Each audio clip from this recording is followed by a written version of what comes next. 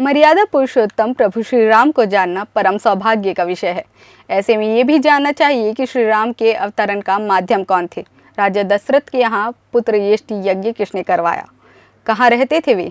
इसका जवाब है श्रृंगी ऋषि और सिहावा। कहाँ है सिहावा नगरी? रामायण काल और सिहावा नगरी का क्या रिश्ता है और क्या है यहाँ की मान्यताएं? देखिए ये रिपोर्ट। नमस्कार, आप देखना शुरू कर चुके हैं CGNN लाइव और मैं हूँ आपके साथ लेखिका सिन्हा। इतिहास की जड़ें बहुत गहरी होती हैं, इसकी ओर या छोर का पता लगा पाना आसान नहीं। और ये तो भारत है जहाँ का इतिहास इतना ज़्यादा विस्तृत है कि इसे समझने के लिए एक उम्र भी कम पड़ जाए। वहीं इसी भारत का एक बेमिसाल राज्य है छत्तीसगढ़, यानी एक जमाने का कौशल प्रदेश। कहा जाता है भारत में छत्तीसगढ़ ना देखा तो कुछ ना देखा। और इसी के ऊपर एक और सवाल आता है कि सिहावा नगरी नहीं देखी तो क्या देखी। तो आइए देखते हैं कैसी है सिहावा नगरी, क्या है यहाँ जो देखने लायक है, समझने लायक है। धमतरी जिले में आपका स्वागत है। ये भी एक अंदाज है सिहावा नगरी पहुँचने वाले आगंतुकों के अभिनंदन का। इधर धमतरी जिले के सदाबहार रास्ते का सफर भी काफी सुकून देता है। पता चलता है कि धमतरी से सिहावा कब पहुँच गए। सिहावा की एक और बात काफी खास है, यहाँ आते ही खासकर रामानंद सागर वाली रामायण के सीन आंखों में तैरने लगते हैं। दरअसल रामायण काल में भी ऋषियों का बड़ा महत्व रहा है और इन्हीं में से एक है श्रृंगी ऋषि। और इसी सिहावा नगरी में है श्रृंगी ऋषि का आश्रम।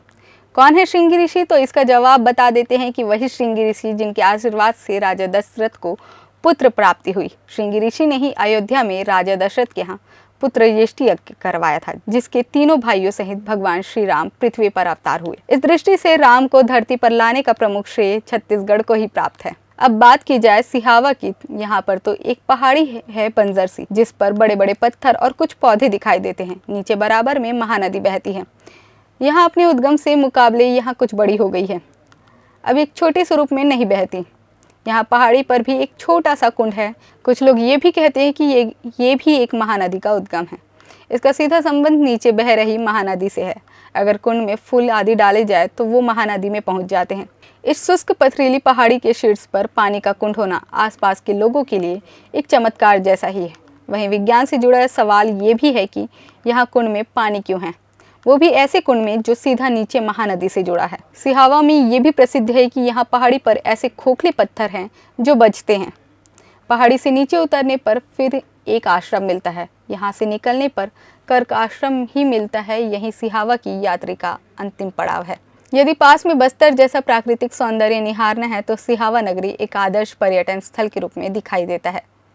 महर्षि श्रृंगी आश्रम के पास कणेश्वर धाम स्थित है। मंदिर में सोमवंशी राजाओं का शिलालेख आज भी मौजूद है। शिलालेख संस्कृत भाषा की देवनागरी लिपि में है।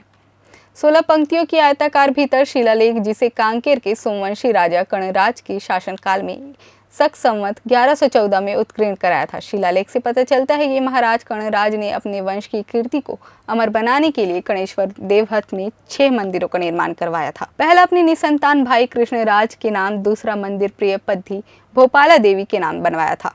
तो ऐसी है सिहावा। धमतरी जिले का सिहावा इलाका प्राचीन काल से ही ऋषि बाहुल्य क्षेत्र और उनकी तपोभूमि रहा है। माना जाता है कि आदिकाल में श्रृंगी ऋषि, ब्रह्म ऋषि लोमस, अगस्त्य, कर्क, सरभंग, मुचकुंद, अंगिरा ऋषि का ये तपोस्थली रही है। ऋषियों की साधना केंद्र होने के कारण क्षेत्र में देवताओं के आने की भी मान्यता है। इन्हीं मान्यताओं में देउरपारा स्थित कणेश्वर धाम की भी मान्यता शामिल है, जिसकी ख्याति दूर दूर तक फैली है। हर साल माघी पूर्णिमा में यहाँ मेले का आयोजन किया जाता है। दूर दराज से यहाँ बड़ी संख्या में श्रद्धालु आस्था की डुबकी लगाने पहुँचते हैं, जहाँ सौंदर्य अद्भुत होता है। फिलहाल हमारी खास पेशकश में इतना ही। देश दुनिया की तमाम खबरों के लिए बने रहे CGNN लाइव के साथ, क्योंकि इसमें है क्रेडिबिलिटी एंड करेज। नमस्कार।